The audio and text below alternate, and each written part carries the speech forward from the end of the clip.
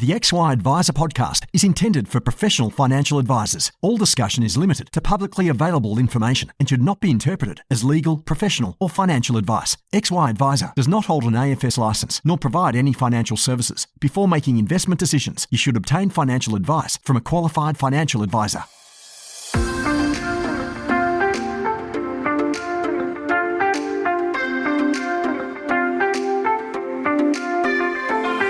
Financial advisors help Australians live better lives, and we're great at it. But what about us? For us to thrive in the coming years, I'm here to ask a very big question. How can we live better, run better businesses, and help more clients along the way?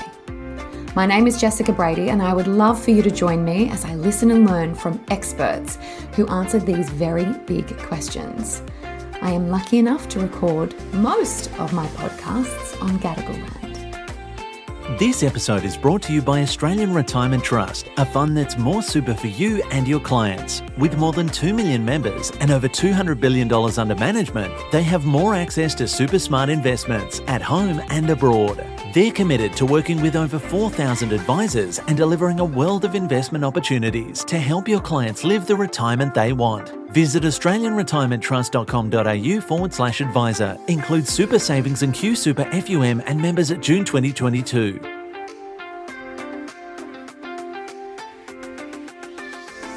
Hello, wonderful XY community. Before we get into today's podcast, I want to tell you a little story as to why I got today's expert on. Many months ago, I was actually introduced to a friend of a friend at a party, a real life party. And as soon as she found out that I was an advisor, she grabbed me and looked very concerned and said, "I think I've done something wrong." And I said, "Okay, what have you done?" She said, "I've used my dad's financial advisor and I think he may not be legit." And I said, "Why do you think he might not be legit?" And she said to me, "Because I can't see him online. His website doesn't have much on about him. He doesn't have a very big LinkedIn profile. I can't find anything about him, and I'm not sure that I've done the right thing." And it got me thinking about the next generation of clients who get advice and what they need to have from us to trust us. We talk a lot about becoming a profession and what it means for the journey to become professionals. And the next generation are demanding that we don't just become professionals, that in fact we become experts that have an online presence, experts that aren't afraid to share their voice and their opinion about topics that matter to them, experts that build trust and credibility through all of the online mediums. Thus, this week, I decided it would make sense to interview someone who specializes in just this. Enter Olivia Kruimel. Now, Olivia has been a media, comms and marketing professional for over 15 years. She has worked both in Australia and internationally. And one of the things that she did that really piqued my interest was worked with a really successful law firm overseas to get their partners to be known amongst the community and for their specialization. It was quite a journey, and I'm sure you can imagine some did it better than others. But I wanted to pick her brains about, well, what does it take to be good at PR? Like genuinely good at PR. How do you stand out amongst the crowd? And how much time, strategy, and tactical practice do you actually need to put in before you can expect return on investment? So please enjoy this week's recording. Hi, Olivia. Hi, Jess. Thank you so much for being here today. My pleasure. We're going to cover all things media, communications, and I guess a little bit about marketing and how marketing wraps into all of that, because this is your expertise. Yes, this is my area of expertise. Okay, let's jump straight in because I have so very many questions for you. I fear that we're going to run out of time, knowing how much you and I like to talk about these things. I want to start with a really broad and general question around PR. For us simple folk, Liv, can you tell us very generally what falls under the umbrella to be considered a PR? Well, PR, or public relations as it was initially known, is a very broad term and over the years has evolved quite a bit. So initially it was the old school PR people would approach media professionals on behalf of organizations or individuals, and they would manage the media. Mm-hmm. But that was back when media was a far more mysterious beast than what it is now. Mm-hmm. And so there were, professionals engaged particularly to do that. So PR agencies, PR professionals, or internally PR comms people were hired to manage those relationships with media. But as media has evolved, so has the PR landscape. So it's now a much more varied profession, and obviously people who do it can come from many different avenues. So why do you think it's important for us being within professional services to care about PR? Well, anyone who cares about their reputation should care about PR, basically. True. And in professional services, your reputation is your livelihood. So that's why it's so important. And also because in professional services, unlike goods marketing or product marketing, you're marketing your expertise, you're marketing your knowledge, your intelligence, essentially. And the best way to do that is to talk about issues and to talk about your industry in an informed way. And then that's where the PR side of things comes in, because then you're talking to media who are obviously covering those topics. So it's sort of a symbiotic relationship in that respect. We've talked about this in the past, and I hope we can talk about it today. You actually explained to me, which makes so much sense, there's almost two sides to this, in that there's sort of the reactive side. If a company or a senior executive needs to, I guess, get on the front foot and work with media to, I don't know, do a press release or do something about something that's happened in the company. But then there's also the thought leadership piece. I'd imagine they're quite different in terms of how you approach them. They are, yeah. Some people are trying to avoid the media and others are trying to get in front of the media. It depends, I guess, on what your organisation or you as an individual are dealing with at that time. Obviously, if something's gone wrong, it's normally the media are chasing you and you're trying to avoid them. But, yeah, the thought leadership side of it is where you as either a professional, you as an organisation are trying to get in front of the media, because that builds profile, that builds brand, that builds reputation, etc. So it just depends on where you're at and what's happened and what's transpired, and also what's happening in the broader economy, for instance, and where your organisation or where you as a professional fit in. So with social media, the beast that is social media, I'm keen to understand what's been the impact to PR, given that social media is so prevalent. And I want to say so easy, but you know that I say that with clear sarcasm, because I don't think it's that easy. But how has social media changed PR? It's changed it in a couple of different ways. One is because journalists are now a lot more approachable via their social media channels. Oh, yeah. Secondly, individuals now can build their own profile via social media, so they're not as reliant on mainstream media. So that's the other side of it. And then I guess as well the overlap between the two. So we saw earlier it was last year, the Facebook mainstream media standoff. And so the two have become much more intertwined. So mainstream media relies on social media, and social media to a certain degree relies on mainstream media. So those combined factors, plus individuals' own accounts within social media platforms, giving both journalists their own audience as standalone, as journalists, their own audience, i.e. via Twitter is a very popular one for journalists. And then also for professionals, getting their own audience via LinkedIn, for instance, or Twitter, or whatever channel they choose to use.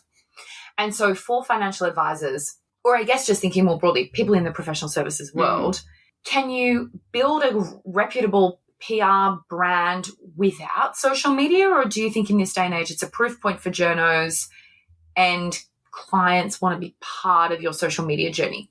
It is very much, it will definitely help you if you do already have your own social media channel and followers via that channel. It'll help validate why a journalist will interview you, for instance. It'll help validate with clients in terms of why you're the go-to person for that area of expertise.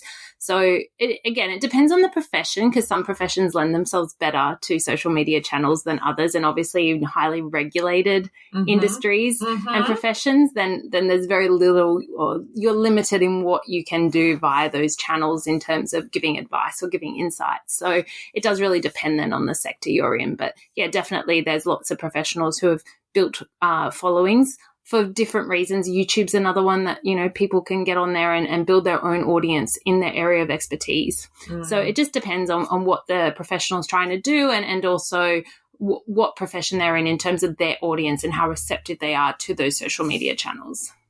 It is something that, strikes me as needing thought and rigor. Like if you're going to have a social media account, you need a strategy. I say this knowing full well, Liv, that my strategy is somewhat lacking. But the idea that actually being quite specific about any goals that you wanted to target from a PR media landscape, and then really critically assessing, well, how often am I going to show up? What am I going to do? How can I be authentic?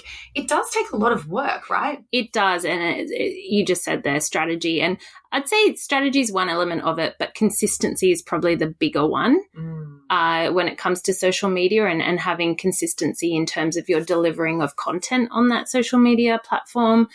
So in order to really build audience, that's the main thing is being consistent. Saying something original, doing something different obviously helps as well.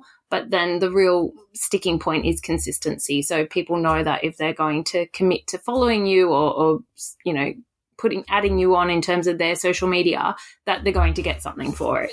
Yeah. And can we talk a little bit more about this concept of content marketing? What does that actually mean? It's a pretty broad term, but in a nutshell, content marketing is marketing around thought leadership and around content for your audience. So I'm giving you information, content, entertainment, whatever it might be, and in exchange, you're learning about my brand or my business or my product. So instead of just the old school above the line marketing, advertising, which is we sell X and here is an ad telling you about X, I'm going to tell you about all of these things around a particular service or a particular sector, and in exchange, you're going to learn about my business. And that's a reciprocal kind of agreement then, like you get information or entertainment, but at the same time, you're also finding out about my service or my brand or my product. And is that through sort of weaving that into the So how does that work? Because am I wrong in thinking like people don't want to come across as very salesy? So how, when you're talking content marketing and you're trying to add value and give people insights and information, but you're also trying to share what you do, I mean, how do the best people do that? The best organizations and professionals do it by showing their expertise or by showing their insight. So it's giving the audience something on top of this has happened. It's giving them what this means for them. And then as a byproduct of that, the audience is like, wow, this organization or this individual really knows what they're talking about or is really on their game in terms of being ahead of the curve and keeping an eye out on what the trends are or what the issues are. So that's where that comes into play, as in I'm not just telling you about me and how wonderful I am. I'm telling you about these are the things you need to look out for as a company X or an individual Y. And as a byproduct of that, I'm telling you about it. Therefore, I'm your expert. When you see this issue pop up in the future, you're going to remember me as the organization or me as the professional that's alerted you to it. And do you think expertise is or niching when it comes to content marketing is important?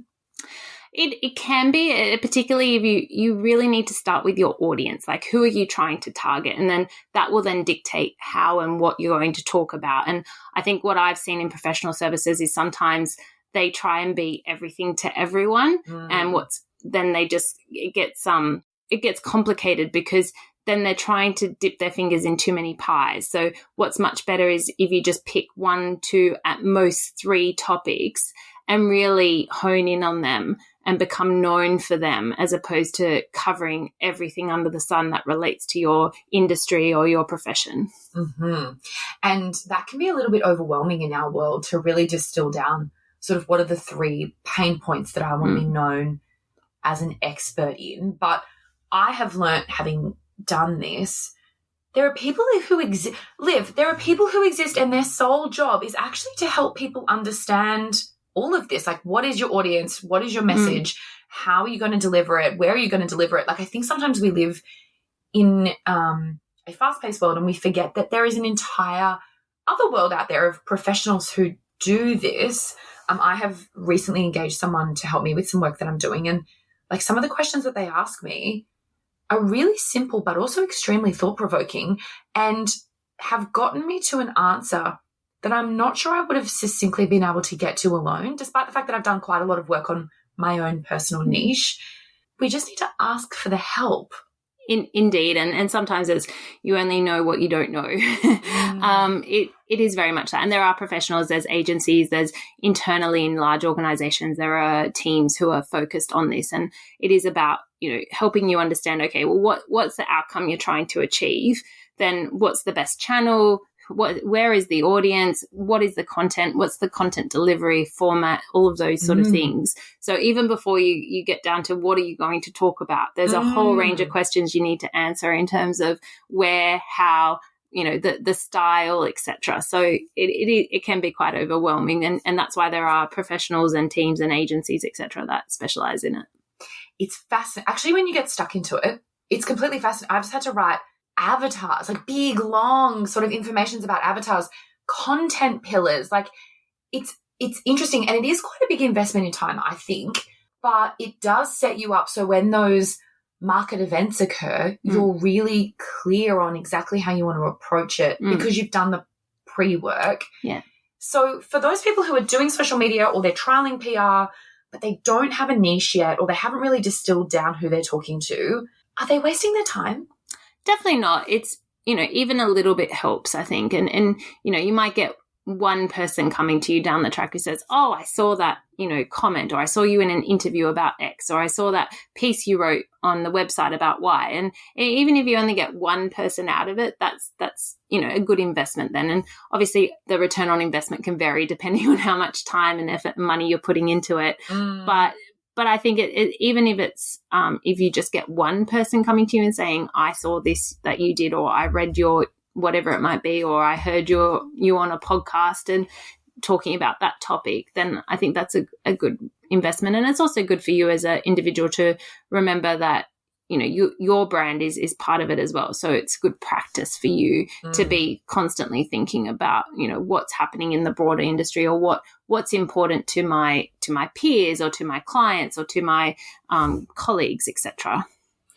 And so if people, and obviously just to sort of expand on that, if people are able to niche it down and get a bit more strategic with it, you would imagine that the return on investment would go up. Yeah, definitely. And that's why there's so much attention on public relations from a professional services perspective in particular. It's because they rely on it. So word of mouth is so important in that industry, and relationships and client relationships. And I think as well as we've seen in recent years with social media and the professional channels for social media, that it's also become almost a ticking a box for some organizations in terms of if you've got a LinkedIn account that's got loads of activity, you've got loads of connections, that validates you as a professional. And it's the same for boards when it comes to choosing professional service providers. Like what's their media profile? Is the head of their organization in the media being, touted as an expert in the field, or do they have senior experts internally who are touted in the media as experts? So like those also help at a board level as much as it is at a personal client level. So you're actually saying that people's or the businesses' media presence or lack thereof is something that sort of different areas are looking at. Definitely. And particularly because in this era, unfortunately, we're, litigation, for example, if at some point down the track something goes wrong and the boards ask, well, why did you use this professional to give you this advice on this? You can say, well, they were interviewed by this publication on this topic. They were, the CEO spoke at this conference about this topic. So again, it's just validating them as a service provider. When people are trialing PR, because we're busy, often, most of us run busy small businesses and there's like a million different hats that we're wearing and plates are spinning. Sometimes they fall and we pick them back up and we move on with our lives. But like, what do most of us get wrong when we try PR for the first time? Probably just what I said earlier about trying to do too much and not being niche enough and not being focused enough, because if you try and cover too many topic areas or too many things, it's going to get diluted. And so you don't get known for anything, the jack of all trades, essentially. So I'd say that's the first thing. And then secondly is the expectation return on investment is that consistency is really important. You can't just do one-offs, once every 4 or 6 months and expect it to get a great return on investment in terms of interactions or likes or chatter amongst your peers or interest from clients. it takes a lot to build that momentum, and you need to have a really good, consistent approach to it. Do you have a recommendation on how regularly you should be doing stuff? It kind of comes down to the industry and also your audience, because some audiences will expect it, and some like client sectors, etc., will expect it far more regularly than others. So regulatory changes, for instance, in some industries is so frequent that they expect their professional service providers to be really on the ball and keeping them update with that thought leadership about those changes on a daily, weekly basis. Whereas other industries, you know, they might have a regulatory change every 4 or 5 years, so they're not really looking for that same intensity. So it just depends. And again, like some sectors are having a lot of structural changes at the moment, so they would be expecting their service providers to be giving them more updates and information and thought leadership on those changes and what it means for them than perhaps other industries that are not going through those same structural shifts. Just coming back to sort of a point you made before around measuring success or measuring return on investment, how do you do that with PR? Well, back in the old days, they used to measure the columns in the newspapers in terms of like the coverage of whatever it was, the person or the organization or the event or whatever it might be. Yeah. It's a little more sophisticated these days. But yeah, it really comes back to, again, eyeballs, in terms of, you know, if you've got PR, so in a very basic sense, if you've got coverage in media outlets, mainstream media outlets, the coverage, the number of organizations or the number of publications or the number of outlets that have covered you or have cited you, or, you know, if you've put out a report and, you know, X number of publications have covered it, or if you've done an interview and X number of publications have interviewed you on a topic.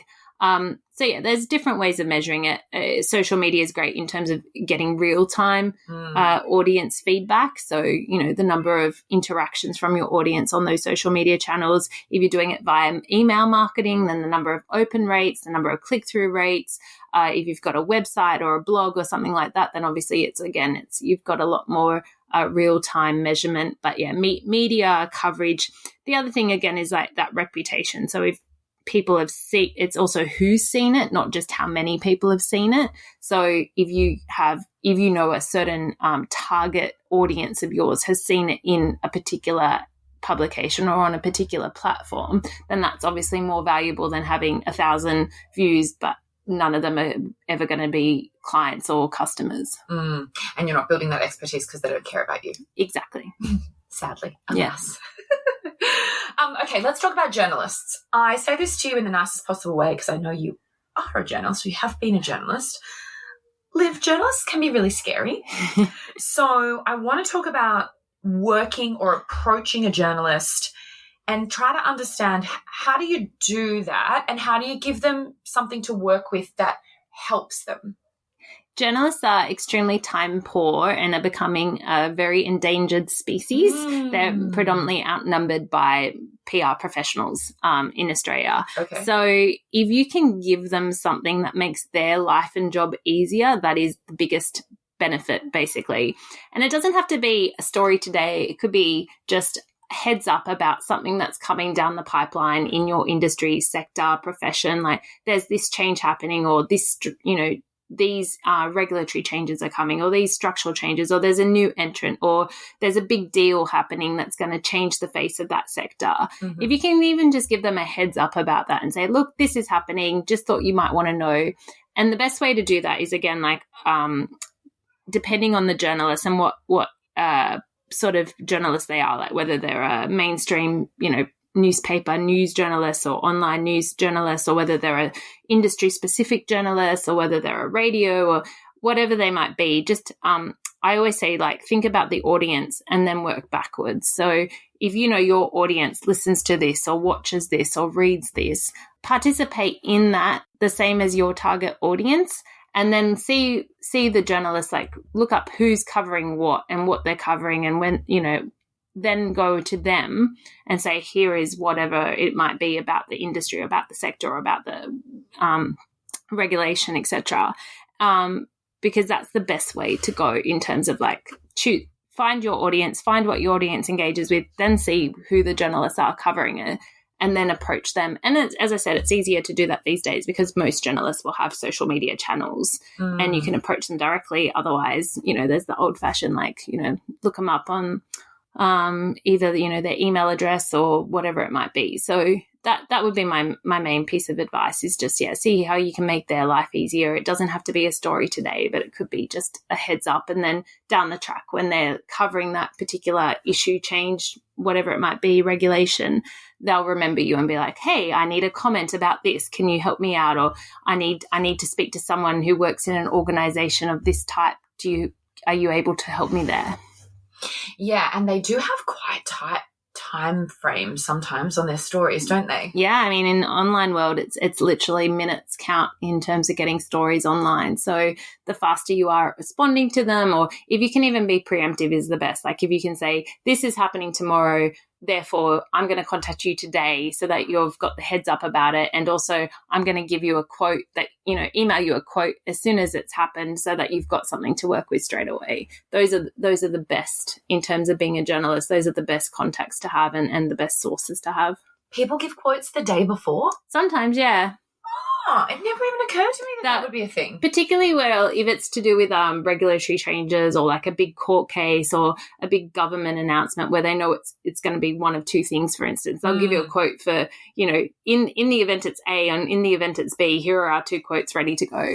And that would be really relevant in our world, for example, when interest rates go up or 100%. Yeah. Yeah. The senior economists will have pre-prepared comments depending on what the RBA does. So i.e. the RBA's put it up they've kept it steady.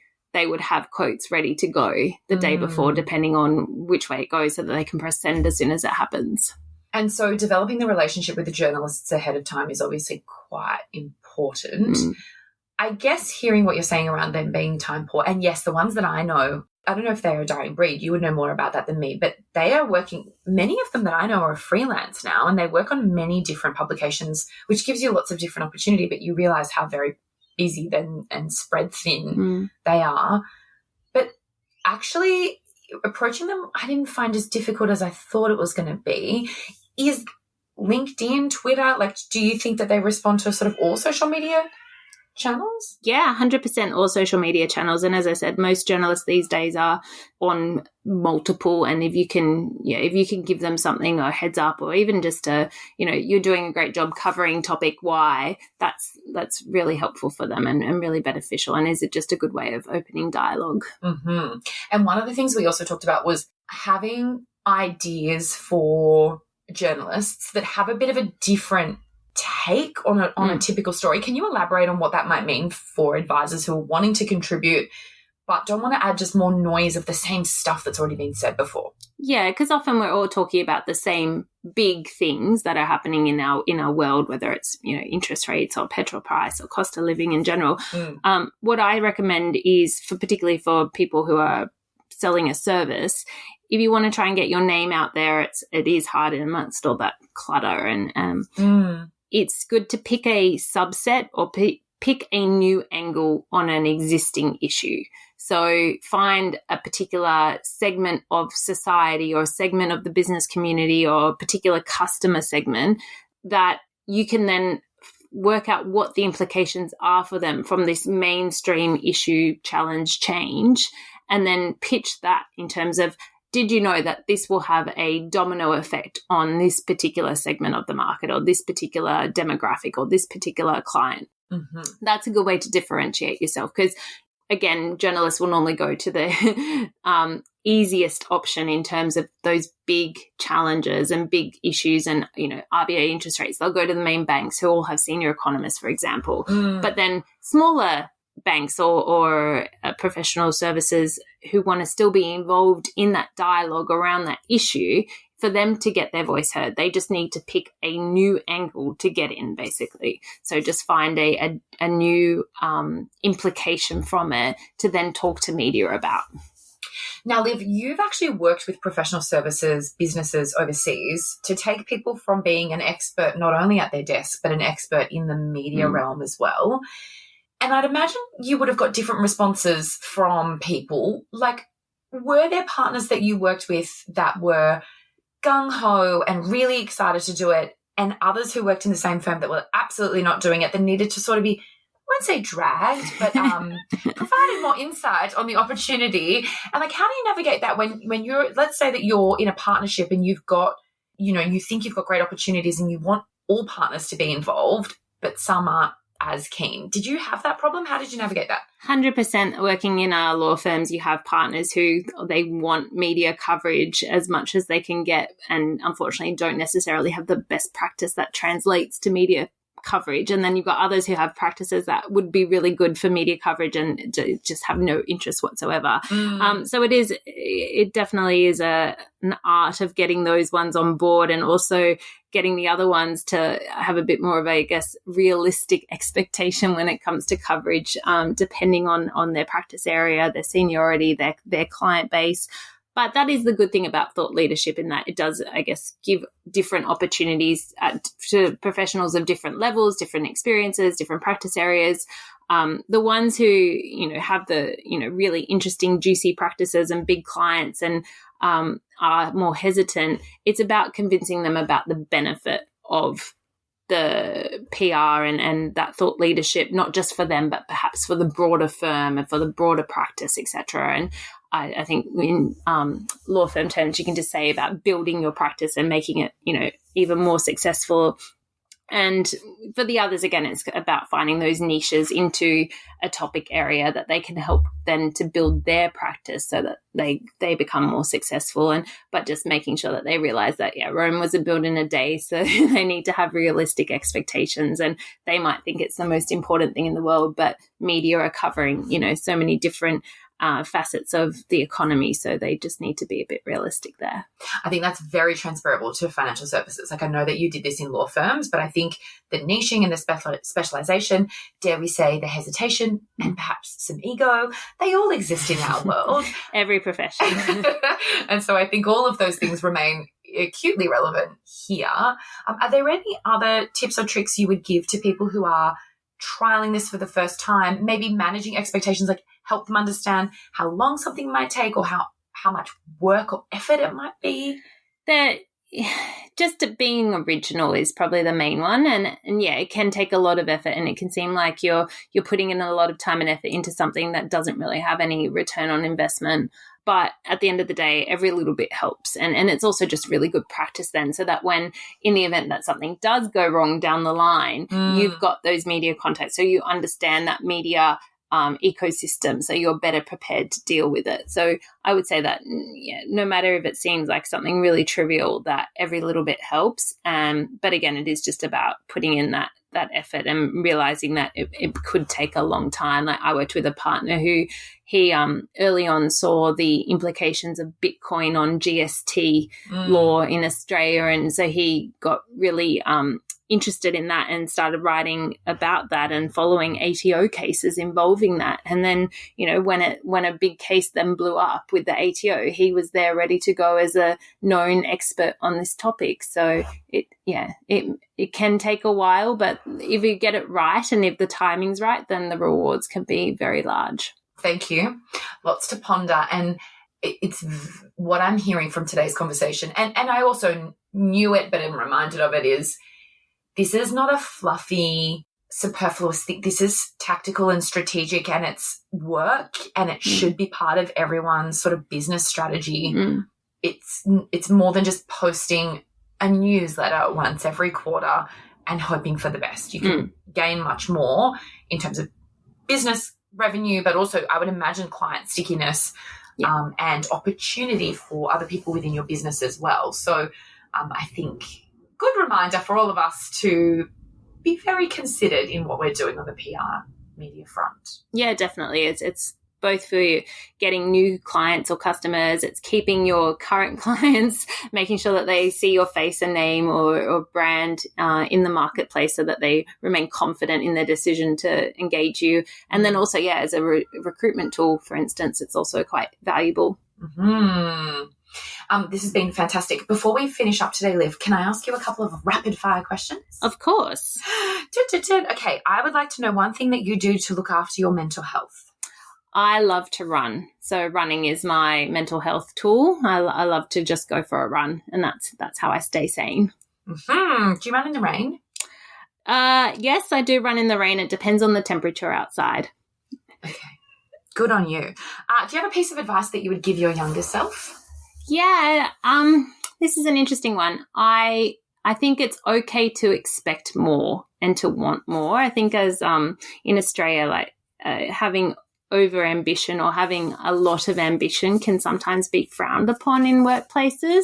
Whereas what I would tell my younger self, my baby journalist self, is that it's okay to do that and to want that. Good on you. I don't think that's a piece of advice that's given enough. Well, tall poppy syndrome in Australia, so that doesn't surprise me. Yeah, we need to get rid of that. Do you have something on your bucket list that you're yet to tick off yet? I do. I would love to sit in a global role overseas. So that would probably be my one thing. I was in a global role in Singapore, but I would love to, in a more senior global role. That would probably be my bucket list. Last for you is, do you have a book recommendation for me to read as part of my fake book club? I do actually. I have the pleasure of knowing a fellow journalist by the name of Georgie Dent, and she wrote a book called Breaking Badly, How I Worried Myself Sick. And it's a story about how, as a young woman and a law student, she was quite unwell, like mental health issues, and it actually took going to a facility and taking time out from her crazy life to get better. And so I think that it's a very honest book about a very real issue in society these days. Well, not only in society, we know that in financial services this is at really epidemic proportions, and so that sounds like something that we need to put on our list. I haven't heard of that one, so thank you. I shall be adding that on. Yeah, Georgie's a great, I think, role model for a better awareness about mental health issues in Australia, so highly recommend. And she speaks very openly and candidly about her struggles previously with mental health. Amazing. Liv, thank you so much for being today's guest. The XY community is very grateful for your insights and time. My pleasure.